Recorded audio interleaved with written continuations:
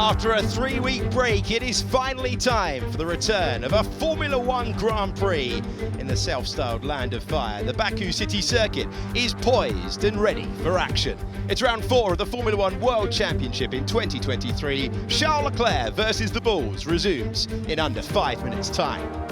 This is the 7th Grand Prix Sunday at this venue in Azerbaijan, which this weekend announced a contract extension to the end of 2026. Let's take you through the circuit in greater detail. 6 kilometres, 3.7 miles, 51 laps today, and the race lap record of 1:43.0. As you saw, 20 turns, a huge variation, a compromise on setup with the long drag down to turn number 1 and the tight, intricate corners through the old section of the town. What a pass this was. Ricciardo versus everyone to the inside of turn number 1 in 2017, on his way to victory back in that year, winning from 10th on the grid back then. This is Sainz versus Giovinazzi in 2021, swooping around the outside.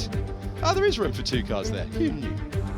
And to the old section, turn 8, Charles Leclerc. They've made this curve slightly more forgiving. Good job too, because turn 8 is the narrowest part of the entire Formula One season. It's the soft, the medium and the hard, that bit you knew, but to check in, it's the C5, the C4 and the C3 tyres for the 20 drivers in the field and the 18 drivers on the grid.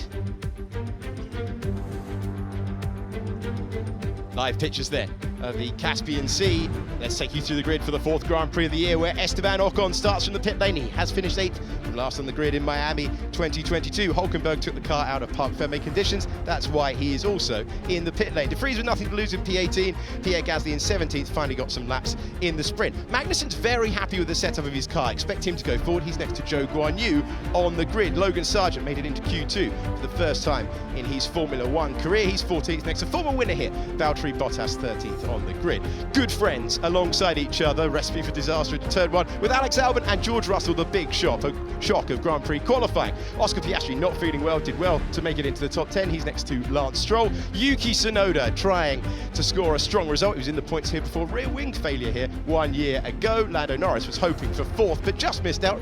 Fernando Alonso and Lewis Hamilton next to each other, and then you get to Carlos Sainz, who's 8/10 adrift of his teammate, and then the big 3 contenders for victory. Perez from 3rd, and at the front of the field, Max Verstappen on the front row here for the first time, Charles Leclerc on pole.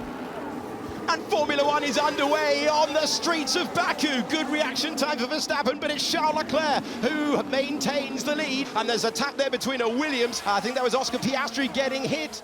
Is there going to be any opportunity? Is it the moment for Max Verstappen? It looks like it might be. And say goodbye to Max Verstappen in 2nd place, because that's the race lead. And we are waiting to see. And Perez takes a dart to the inside. Charles Leclerc knows he can't fight it. And Hamilton pits. He doesn't fancy a wheel-to-wheel. Baseline is... Yeah, but I'm sliding.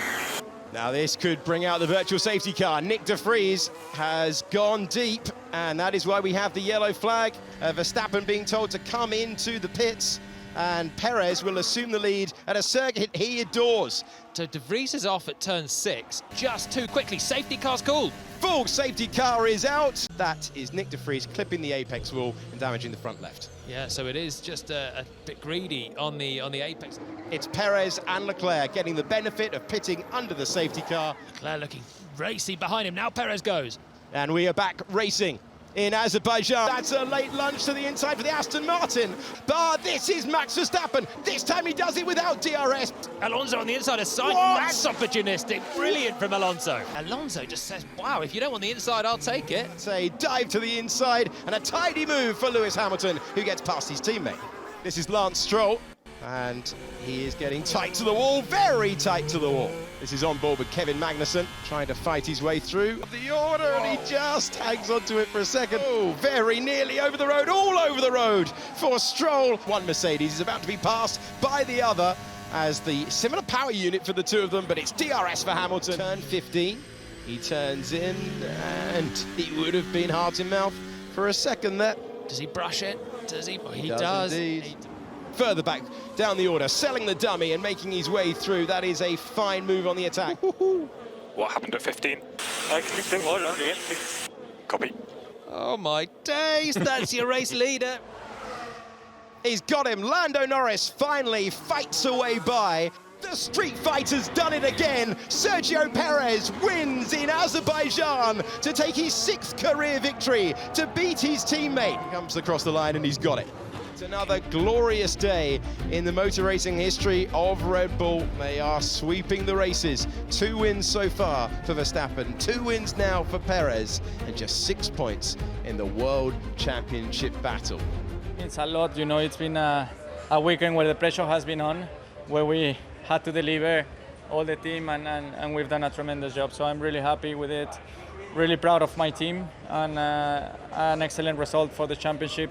I can only think back of the problems we had in Melbourne. I think without those, we should be leading the championship. But for now, I cannot think back. I can only think forwards, and I'm only thinking now on Miami. A little bit unlucky there, I think. But I think after that, of course, I tried to push. I tried to get back into the DRS, and I was close, but I just couldn't get in. And you know, when you stay a few laps like that, I think tires get a bit too warm.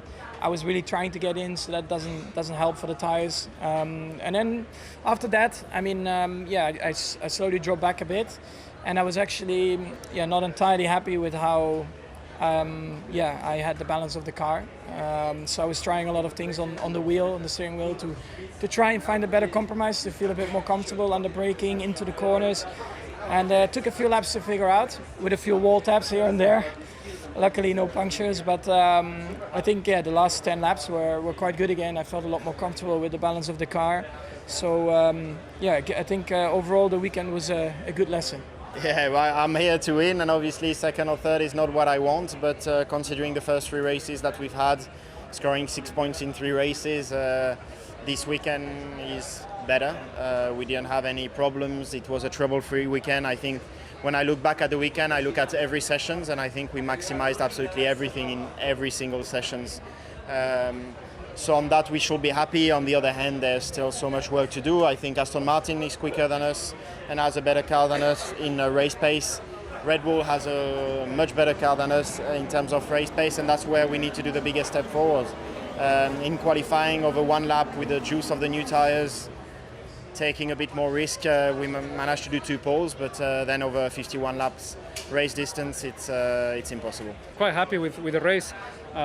We had the pace yesterday on the sprint race as well, but today, we show even a stronger one, especially with the medium at the beginning. Unfortunately, the safety car came, so we all put the hard tires, and the hard tires didn't have any degradation, which is our strongest point at the moment. So I think Ferrari was quite lucky there, because they were struggling a lot in the first stint, and then they were okay on the hard tires. But nevertheless, I think it has been a tricky weekend for Aston. We were underperforming a little bit compared to the first 3 races. DRS problems as well. And even with that, we're still 1 second from the podium, 1 second from Charles. And Ferrari, they did have a very good weekend, pole position on both qualifying and things like that. And even with that, we're still 1 second from them. So it shows that Aston Martin is never giving up on Sundays.